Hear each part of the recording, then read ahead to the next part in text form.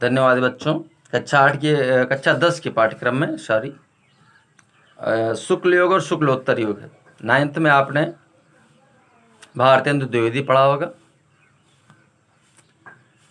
तो द्विवेदी युग के बाद हृदय के गहन विचारों को व्यक्त करने की क्षमता शुक्ल युग के गद्य में दिखाई पड़ी। 1919 ईस्वी से 1938 ईस्वी तक के काल को हिंदी गद्य साहित्य में पंडित रामचंद्र शुक्ल के महत्वपूर्ण योगदान के कारण इसे शुक्ल युग कहा गया। इसी तरह से आगे देखें तो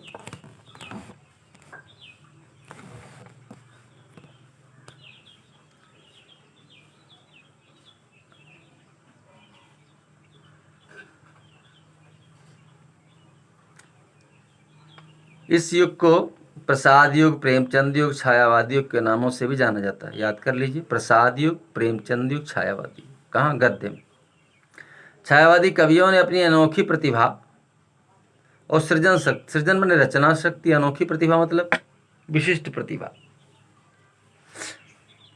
उसके लाक्षणिक, अलंकृत और प्रतीकात्मक और वक्रतापूर्ण मतलब जो घुमा के बोला जाए, प्रतीकात्मक, किसी को प्रतीक बना करके अपनी बात कही जाए, तो स्वरूपों को प्रस्तुत किया। प्रसाद, निराला, पंत, महादेवी वर्मा, दिनकर आदि ने अपने काव्य ग्रंथों की भूमिकाओं व स्वतंत्र लेखों में नए आकर्षक गद्य का स्वरूप सामने रखा। इसी युग में वियोगी हरि, राय कृष्णदास और माखनलाल चतुर्वेदी के भावुकता प्रधान गद्य के दर्शन हुए। ये विशेषताएं भी पूछी जा सकती हैं। वैसे ये तो ज़्यादातर तो इंटर में है, बहुत डीपली नहीं पूछा जाएगा, लेकिन प्रारंभिक जानकारी होनी चाहिए। समालोचना और इतिहास लेखन में आचार्य रामचंद्र शुक्ल के महान योगदान के पश्चात आलोचना क्षेत्र में नंद दुलारे वाजपेयी, हजारी प्रसाद द्विवेदी, विश्वनाथ प्रसाद मिश्र, डॉक्टर नगेंद्र और डॉक्टर रामविलास शर्मा तथा इतिहास लेखन के लिए doctor Ram Kumar Verma, doctor Ganpati Chandragupt, doctor Lakshmi Sagar Varshney, doctor Mohan Awasthi आदि के नाम उल्लेखनीय है। दूसरा क्रम इसी में शुक्लोत्तर युग, इसे छायावादोत्तर और प्रगतिवाद युग भी कहा गया। छायावादोत्तर का मतलब उत्तर माने बाद में, छायावादोत्तर माने छायावाद के बाद में। 1936 ईस्वी के पश्चात लेखन की स्थिति में तेजी से परिवर्तन हुआ और राष्ट्रीय सांस्कृतिक चेतना से प्रेरित रचनाकारों ने यथार्थवादी जीवन, यथार्थ का मतलब वास्तविक, कोई बढ़ा चढ़ाकर वर्णन नहीं, कोई कल्पना का स्थान नहीं, अपनी रचनाओं में स्थान देना आरंभ किया। छायावादी युग के अनेक रचनाकार नव चेतना के अनुसार साहित्य रचना, नव चेतना का मतलब नवीन चेतना, गुलामी से मुक्ति की मानसिकता और इसी तरह से वास्तविक चित्रण, किसान मजदूरों की दयनीय दशा का,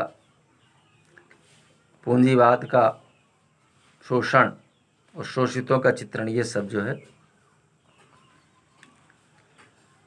तो प्रगतिवादी युग में सहज व्यवहारिक अलंकार विहीन गद्य की प्रतिष्ठा हुई।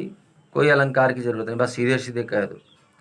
उसमें भावुकतापूर्ण अभिव्यक्ति का स्थान सतेज और चुटीली, चुटीली माने